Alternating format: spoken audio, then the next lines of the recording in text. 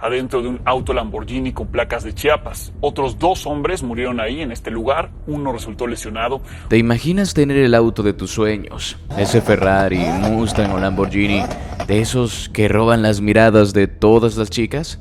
Un sueño, ¿no? Bueno, todo depende cómo hayas conseguido ese auto, porque cuando hablamos de México, bueno, la mayoría no son provenientes de dinero muy limpio que digamos.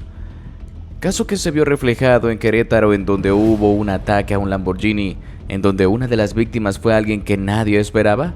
¿Quién fue ese hombre que dejó atónitos a todos los miembros de la fuerza policial? Quédate hasta el final del video y descúbrelo. La última semana, Querétaro, que había sido uno de los estados más tranquilos y seguros en términos de criminalidad en los últimos tiempos, se vio sacudido por un evento inesperado y brutal. En una ciudad que había presenciado una notable disminución de los índices de violencia, con el esfuerzo conjunto entre las fuerzas federales, la policía estatal y los cuerpos de seguridad locales, este hecho de sangre representaba una advertencia de que el crimen organizado seguía teniendo un alcance indiscutible, incluso en las zonas que parecían haber sido limpiadas. A pesar de los esfuerzos por reducir la violencia y mantener el control, la noticia de una triple ejecución en una camioneta Lamborghini Urus color verde frente a los conocidos centros nocturnos Fisher's Club y The Normal eran un recordatorio de que el narcotráfico y las disputas entre cárteles no se podían erradicar tan fácilmente. El Lamborghini, un vehículo de lujo que apenas podía pasar desapercibido en una ciudad como Querétaro, estaba detenido frente a estos centros nocturnos, populares entre la clase alta de la ciudad. Cuando la policía municipal y las unidades de emergencia llegaron al lugar, se encontraron con una escena dantesca.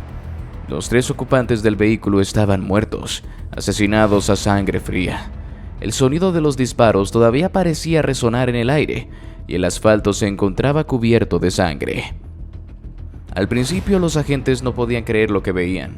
En el interior de la camioneta, entre las víctimas, estaba el cuerpo de Diego Méndez Vargas, hijo de José de Jesús El Chango Méndez, uno de los ex líderes más temidos de la familia michoacana, una de las organizaciones criminales más poderosas que ha operado en el país. Para los oficiales presentes en la escena, este asesinato era un golpe directo a la seguridad que tanto les había costado construir en los últimos años. Los esfuerzos por reducir la violencia en Querétaro, con políticas que incluyeron operativos de limpieza, patrullajes intensivos y colaboración con fuerzas federales, parecían haber dado frutos. La ciudad, que antes era conocida por ser una de las principales rutas del narcotráfico y la violencia relacionada con el crimen organizado, había experimentado una notable disminución en los delitos violentos. Pero este hecho violento era una muestra de que, a pesar de los avances, los cárteles seguían operando y luchando por mantener el control, no solo en las regiones más conflictivas del país, sino también en aquellos estados que parecían estar fuera del alcance de la criminalidad. La primera reacción de los policías fue la incredulidad. Este ataque tan específico y brutal parecía no tener sentido en el contexto de una ciudad que se había considerado relativamente pacífica en comparación con otras partes del país. Cuando se identificó a las víctimas, el caos se hizo aún más evidente. Entre los muertos, el hijo de El Chango Méndez, Diego Méndez Vargas, estaba claramente vinculado a las familias más poderosas del crimen organizado. Esto sugería que el ataque no solo había sido un ajuste de cuentas local, sino que podría haber sido parte de una guerra más grande entre cárteles rivales, algo que los policías de Querétaro no esperaban enfrentar en su territorio. Diego Méndez Vargas, el hijo del ex líder de la familia michoacana, tenía no solo el apellido, sino también la influencia y la conexión con el crimen organizado que venía de su padre. La familia Méndez había sido una de las principales figuras del narcotráfico en México, y la noticia de su implicación en el ataque dejó en claro que el control territorial entre los cárteles no se detiene ante nada, ni siquiera cuando se percibe una ciudad como relativamente segura. La situación era aún más grave si se tomaba en cuenta que su padre, El Chango Méndez, había sido extraditado a Estados Unidos, pero eso no parecía haber mermado el poder de su familia ni su influencia en la región. La noticia de la triple ejecución se esparció rápidamente, y las autoridades locales, junto con la Fiscalía General del Estado, FGE, iniciaron una investigación de inmediato. A pesar de los esfuerzos por contener la violencia en Querétaro, los ecos de este ataque resonaron por todo el estado, pues no era un simple homicidio más, no era un caso aislado de delincuencia común. Este crimen, con la figura del hijo del Chango Méndez involucrado, tenía implicaciones mucho más grandes, señalando que las fuerzas de seguridad del Estado aún tenían mucho trabajo por hacer. Aunque las investigaciones se centraron inicialmente en descubrir a los autores del ataque y las razones detrás del mismo, la posibilidad de que este fuera un acto relacionado con el narcotráfico y las luchas internas entre cárteles comenzó a tomar fuerza.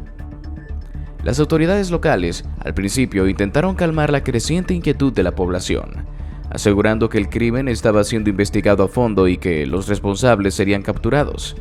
Sin embargo, los comentarios sobre la posible participación del CJNG en el ataque empezaron a ser más frecuentes. Los análisis forenses confirmaron que las víctimas habían sido ejecutadas con una precisión y una violencia características de los ataques perpetrados por cárteles rivales, lo que apuntaba a que esta ejecución había sido una advertencia.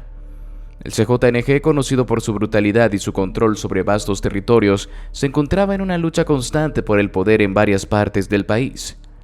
Y no era de extrañar que, incluso en una ciudad como Querétaro, sus hombres estuvieran dispuestos a atacar sin importar las repercusiones. A medida que avanzaban las investigaciones, se fue confirmando que la ejecución de Diego Méndez Vargas no solo era un mensaje hacia su familia, sino también una advertencia para otros posibles enemigos del CJNG.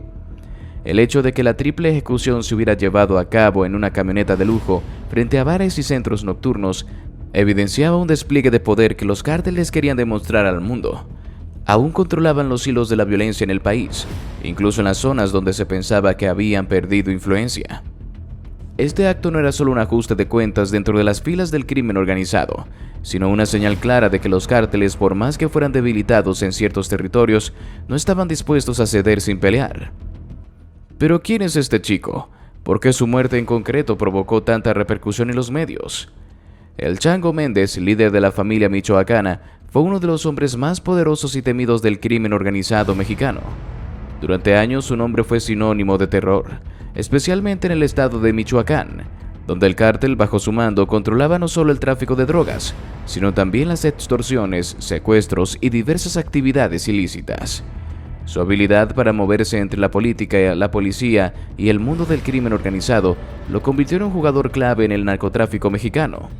Como tantos otros narcotraficantes, el Chango se valió de la corrupción, el miedo y la violencia para alcanzar el poder. Pero lo que realmente destacó sobre él fue su capacidad para crear una estructura jerárquica que sobrevivió a su arresto y extradición a los Estados Unidos, lo que señala la solidez de su imperio y la continuidad de su legado a través de sus hijos, especialmente Diego. Desde temprana edad, Diego Méndez Vargas fue criado en un ambiente en el que la violencia y el narcotráfico eran más que un estilo de vida, eran una tradición familiar. La influencia de su padre, uno de los fundadores de la familia michoacana, tuvo un impacto directo en su formación. A medida que su padre consolidaba su poder, Diego se iba convirtiendo en un hombre con características propias de un líder dentro de esa misma organización. Su nombre, a pesar de estar menos documentado en los medios de comunicación durante los primeros años de su vida, comenzó a resonar con más fuerza a medida que las autoridades y los investigadores de seguridad lo identificaron como una pieza clave dentro de las operaciones del cártel. Diego no era solo el hijo de un capo, sino también un actor activo en las operaciones criminales que, según diversos reportes, gestionaba con habilidad. En términos de su involucramiento directo en el narcotráfico, se sabe que Diego no solo heredó el poder y las conexiones de su padre, sino que de alguna manera también supo utilizar estas relaciones para expandir la influencia del cártel. A pesar de los golpes que la organización recibió en años recientes, especialmente después de la detención y extradición de su padre, su rol en las actividades ilícitas, principalmente el tráfico de drogas, se hizo más evidente a medida que los enfrentamientos entre los cárteles en el occidente de México, como el CJNG, Cartel Jalisco Nueva Generación y los remanentes de la familia michoacana, aumentaban en violencia. Aunque no se cuenta con información completamente verificable sobre sus actividades exactas, se sabe que Diego era un hombre que, al igual que su padre, utilizaba tanto la violencia como la diplomacia para mantener a su cártel operando en todo el país. Lo que también generó mucho de qué hablar respecto a Diego fue su estilo de vida ostentoso y su constante exposición mediática. A pesar de ser parte de un mundo en el que la discreción es crucial para la supervivencia, Diego Méndez no temía mostrarse públicamente, ya fuera en fiestas, eventos exclusivos o mediante las redes sociales. Esta aparente falta de miedo a la exposición lo convirtió en una figura controvertida. Las publicaciones en sus redes sociales mostraban una vida de lujos, autos de alta gama, armas y dinero, lo que claramente buscaba enviar un mensaje de poder y riqueza. Sin embargo, también era una muestra de arrogancia y desdén por las autoridades y la sociedad en general. La ostentación, a pesar de ser característica en el mundo de los narcotraficantes, en su caso reflejaba un sentimiento de invulnerabilidad que solo contribuyó a aumentar la especulación en torno a su rol dentro del cártel. Muchos creían que debido a su estilo de vida y su evidente autoridad, Diego podría estar buscando forjar su propio imperio dentro del narcotráfico, algo que no sería raro dado el contexto de su familia. La violencia, por supuesto, estuvo siempre presente en su vida. En los años posteriores a la extradición de su padre, Diego, al igual que otros miembros de la familia michoacana, se vio envuelto en la guerra por el control territorial con otros cárteles rivales. El cártel de los Zetas, el CJNG y los remanentes de la familia michoacana dividieron el estado de Michoacán y otras áreas, luchando por las rutas del narcotráfico y el control de la producción de metanfetaminas y otras drogas. Esta guerra violenta no solo dejó miles de muertos, sino que también obligó a muchos de los actores involucrados a tomar decisiones extremas para sobrevivir. Diego, al igual que su padre, antes que él, no dudó en ordenar ataques violentos y otras actividades ilícitas con el fin de consolidar su poder. El papel de Diego en esta lucha, aunque no siempre explícito, estaba enmarcado dentro de la estrategia de mantener el control de las regiones clave para el narcotráfico. Su involucramiento en enfrentamientos directos con otros cárteles era solo la punta del iceberg. A medida que las autoridades comenzaron a investigarlo más de cerca, se hicieron públicos informes que sugerían que Diego jugaba un papel fundamental en las operaciones logísticas del cártel. Las conexiones de la familia Méndez con la política, la policía y los militares eran ampliamente conocidas, y Diego, como heredero de esa red, también se benefició de estas relaciones para asegurarse de que sus actividades no fueran fácilmente rastreables. Pero ¿quién pudo haber sido el responsable de este ataque? La ejecución no había sido al azar ni un simple ajuste de cuentas entre bandas de bajo nivel. Todo apuntaba a una ejecución meticulosamente planeada, realizada por personas con experiencia en este tipo de crímenes. Las víctimas estaban dispuestas de manera sistemática dentro de la camioneta de lujo, y los disparos que recibieron parecían haber sido dirigidos específicamente a causarles la muerte de inmediato. No había signos de lucha, lo que indicaba que probablemente los sicarios ya habían tomado control de la situación antes de disparar. Lo más impactante de la escena, sin embargo, fue el hecho de que una de las víctimas era el hijo de El Chango Méndez, una de las figuras más prominentes de la vieja guardia del narcotráfico en México. Eso, sin lugar a dudas, cambiaría el rumbo de la investigación.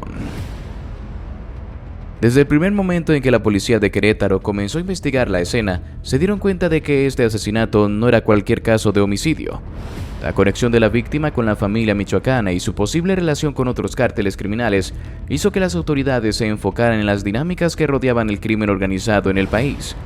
De hecho, rápidamente comenzaron a sospechar que, más allá de ser un ajuste de cuentas entre grupos rivales de narcotraficantes, este asesinato tenía la huella de un enfrentamiento mucho más grande, el cual se había venido gestando durante semanas. Lo primero que comenzaron a analizar fueron las evidencias en el lugar del crimen. Los agentes de policía recolectaron todos los rastros que pudieran ayudarles a reconstruir lo que había sucedido durante esa noche.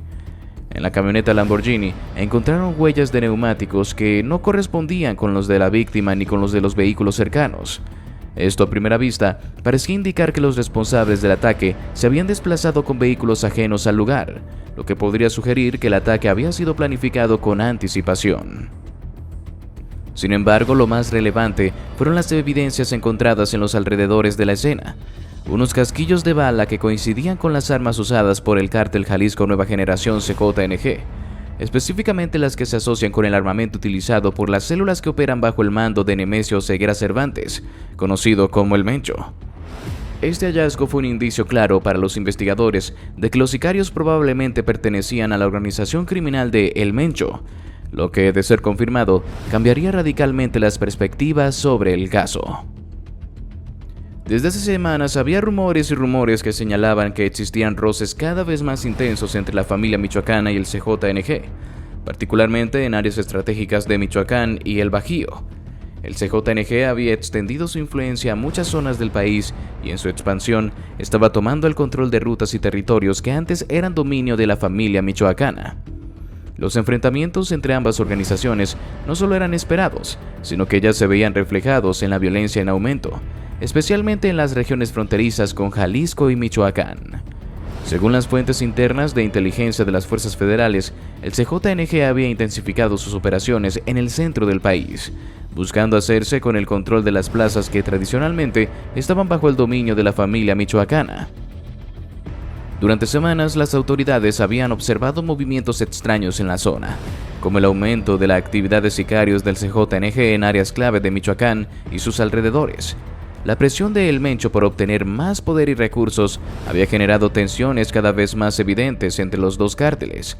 Aunque no se había dado una guerra abierta de manera explícita, los roces eran cada vez más frecuentes. Cuando la policía, con la ayuda de la inteligencia federal, comenzó a hacer conexiones entre el crimen y las actividades del CJNG, las sospechas aumentaron. El hecho de que el hijo del Chango Méndez estuviera entre las víctimas solo confirmaba que el cártel del Mencho podía estar buscando desmantelar o, al menos, debilitar a los grupos rivales. La familia michoacana, aunque había sido golpeada con la extradición de varios de sus líderes más prominentes, seguía siendo una organización influyente, y la muerte de Diego Méndez Vargas indicaba que el CJNG estaba dispuesto a hacer lo que fuera necesario para consolidar su control en la zona. Además, el hecho de que el asesinato se hubiera llevado a cabo con tanta precisión y sin dejar pistas evidentes sobre la identidad de los responsables, señalaba a los métodos profesionales y bien organizados del CJNG. Los agentes de la policía también comenzaron a interrogar a testigos y personas cercanas a las víctimas, pero la mayoría de los testimonios eran vagos o contradicciones. Sin embargo, en los días posteriores al crimen, comenzaron a surgir más detalles. Algunos testigos aseguraron haber visto vehículos blindados, característicos del CJNG, cerca de la zona poco antes del ataque. Otros mencionaron que había presencia de hombres armados que se desplazaban con rapidez, lo que coincidía con los métodos operativos del cártel. Aunque las pistas seguían siendo fragmentadas, cada nuevo hallazgo fortalecía la idea de que el CJNG estaba detrás de la muerte de Diego Méndez Vargas. Las investigaciones continuaron avanzando y las fuerzas de seguridad aumentaron los operativos en la región, especialmente en las áreas cercanas a Jalisco, donde se sabía que el CJNG tenía bases de operaciones fuertes. Mientras tanto, el gobierno local de Querétaro, en conjunto con la Fiscalía General del Estado, FGE, hizo un llamado a la calma, subrayando que este asesinato no debía ser interpretado como una señal de aumento generalizado en la violencia. Sin embargo, a medida que los días pasaban, las autoridades no podían evitar reconocer que el asesinato de Diego Méndez Vargas no era solo un trágico crimen aislado, sino que podría ser un preludio de una guerra abierta entre los cárteles rivales. El contexto de esta rivalidad entre la familia michoacana y también el CJNG, que se había venido gestando durante años, no podía ser ignorado.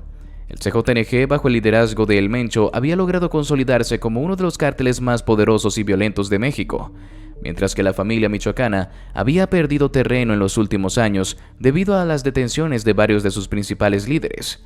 Sin embargo, a pesar de los golpes que había recibido, el cártel de la familia michoacana todavía contaba con lazos profundos dentro del mundo del narcotráfico, especialmente a través de los hijos y sucesores de los antiguos líderes como Diego Méndez Vargas.